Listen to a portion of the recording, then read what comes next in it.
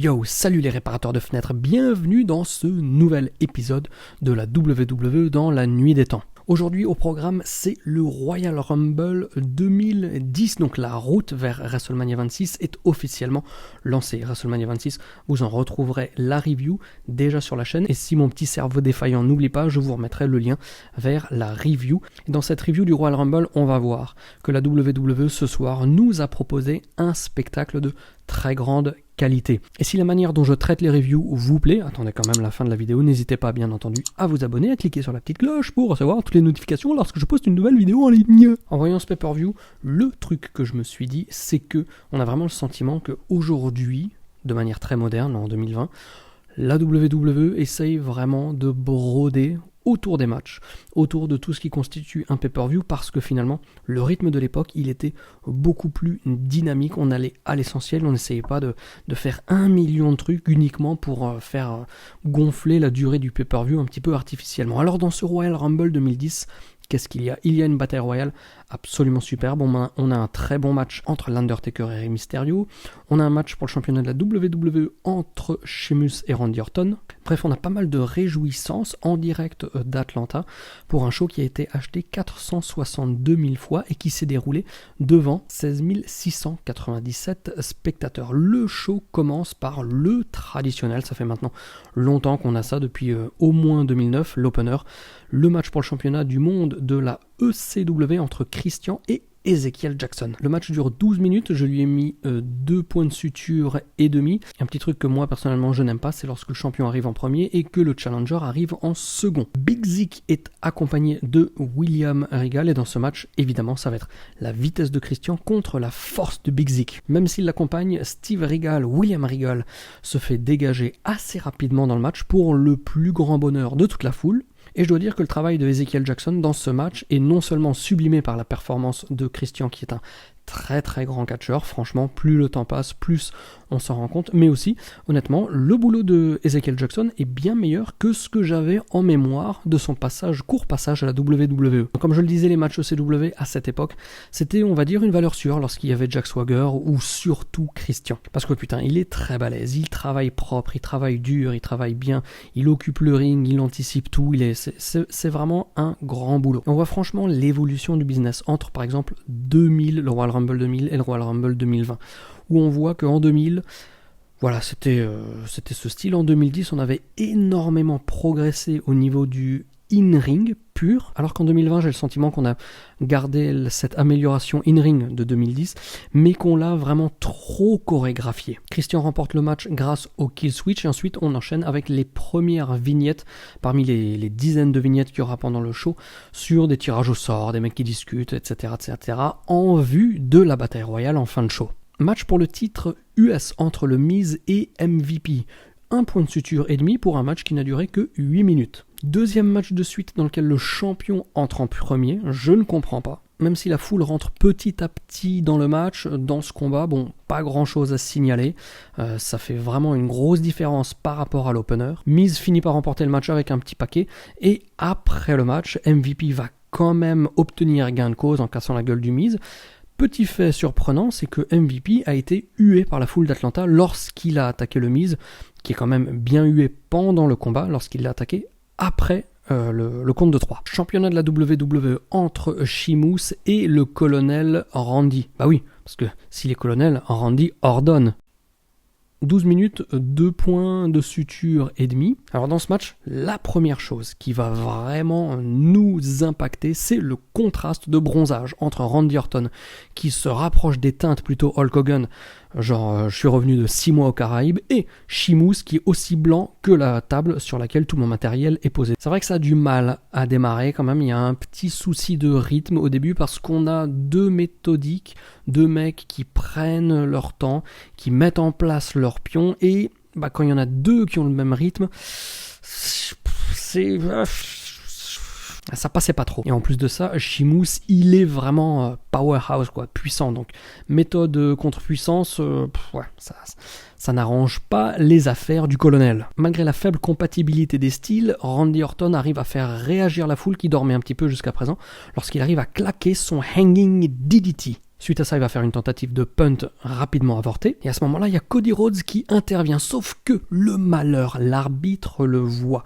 L'arbitre le voit, mais Orton ne l'a pas vu. Lorsqu'il se retourne, Orton fait le RKO sur Sheamus, il lui fait le pin, il tente le tomber, l'arbitre n'est pas là pour compter, Orton ne comprend rien, et c'est uniquement à ce moment-là qu'il a compris que l'arbitre est en train de s'occuper de Cody Rhodes qui vient d'intervenir, et ensuite l'arbitre va signifier la fin du match, victoire de Sheamus par disqualification. Donc imaginez la furie là dans le cerveau de Randy Orton. Donc dans ce match, je dirais que j'ai plutôt mis 2 points de suture pour le combat en lui-même, et un demi-point de suture pour l'angle qui suit, parce qu'on va planter les premières graines de vraiment la séparation de la Legacy, où Orton va frapper un tout petit peu Cody Rhodes, il va frapper un tout petit peu mon pote Ted DiBiase, qui vient malheureusement sans sa femme, il va frapper un tout petit peu Ted DiBiase, mais plutôt en les engueulant, comme un père qui va mettre 2-3 claques à son gamin pour vraiment qu'il se calme.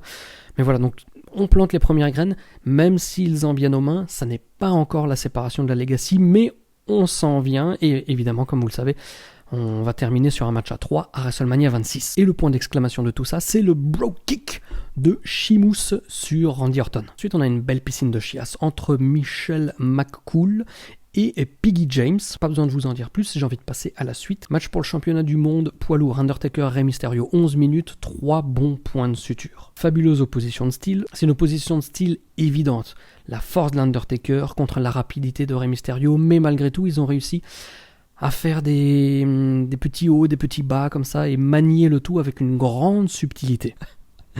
À un moment, il y a Rey Mysterio qui vraiment en furie là contre l'Undertaker qui encaisse, mais qui arrive à quand même se relever. À ce moment-là, Jerry Lawler, dans sa grande sagesse, nous dit « Oh là là, l'Undertaker, c'est vraiment un mec surhumain. » Comme si l'Undertaker qui arrive à subir les attaques de Rey Mysterio, c'était un truc inhumain.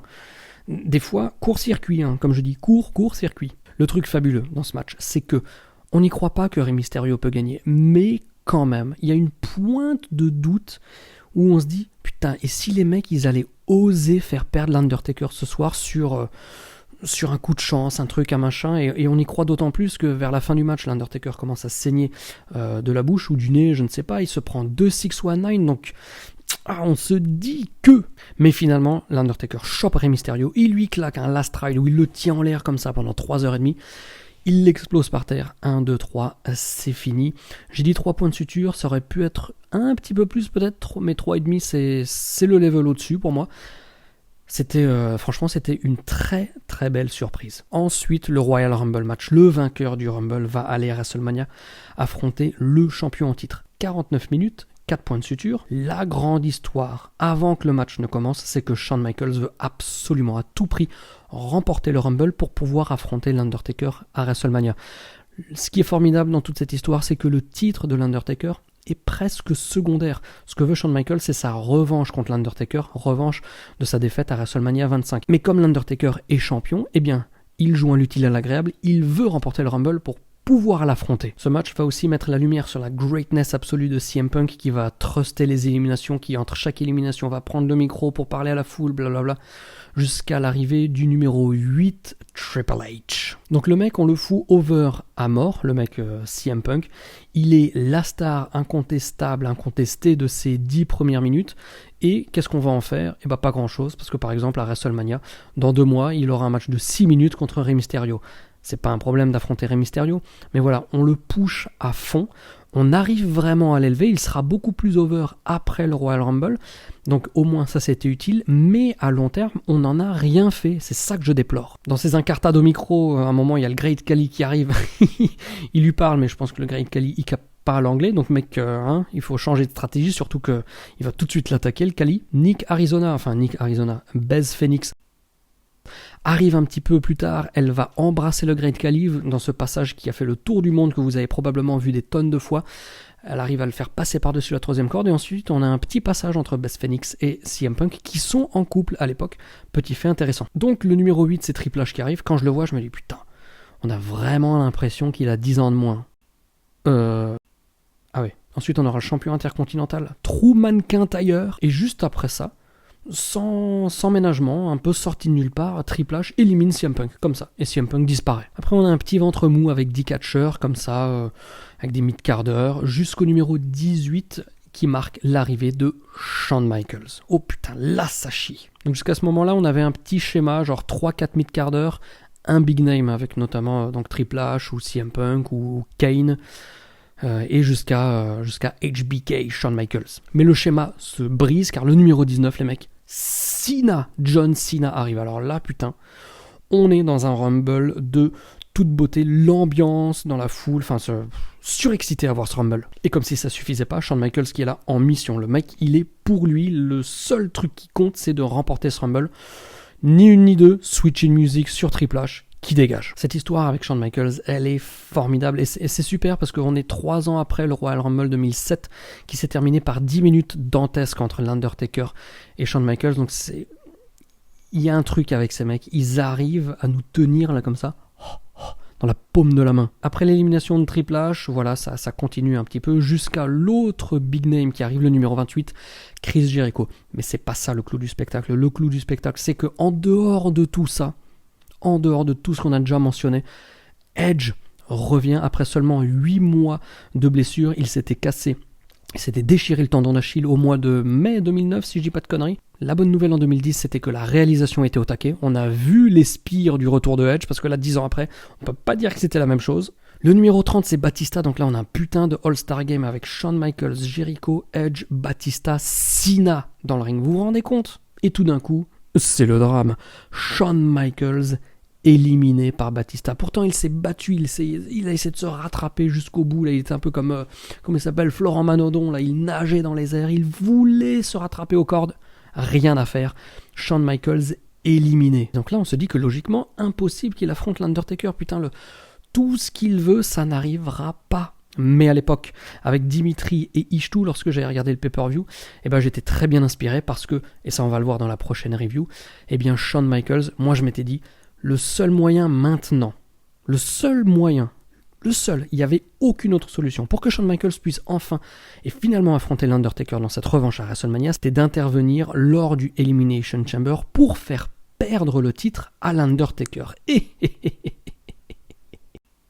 Parce que finalement, oui, Shawn Michaels, il veut l'Undertaker, il s'en fout du titre, c'est secondaire et c'est ça qui ajoute à la beauté du truc. Finalement, comme vous le savez, c'est Edge qui va virer John Cena pour remporter ce Rumble qui est vraiment génial. Alors effectivement, je vous avais dit qu'il y avait quelques petits passages mous au milieu, mais ils sont totalement éclipsés par la fabulosité de plusieurs éléments. CM Punk, l'entrée très rapide de Triple H, numéro 8, l'histoire de Shawn Michaels qui rentre aussi relativement tôt, numéro 18, et pour clôturer le tout, le retour et la victoire de Edge. Donc voilà les amis, j'espère que cette review du Rumble 2010 vous a mis l'eau à la bouche si vous ne l'avez jamais vu. J'espère que si vous l'avez déjà vu, ça vous a donné envie de le revoir. Je vous le conseille fortement. C'était un super pay-per-view. Il y a eu 2 petits accidents de parcours comme ça, et encore c'était vraiment très mineur. Une très grande réussite, un formidable show présenté par la WWE. Moi de mon côté, comme d'hab, je vous donne rendez-vous pour la prochaine review, pour les prochaines analyses d'actualité. D'ici là, vous savez ce qu'il vous reste à faire, c'est-à-dire regarder du catch et surtout de garder la passion. Bye bye.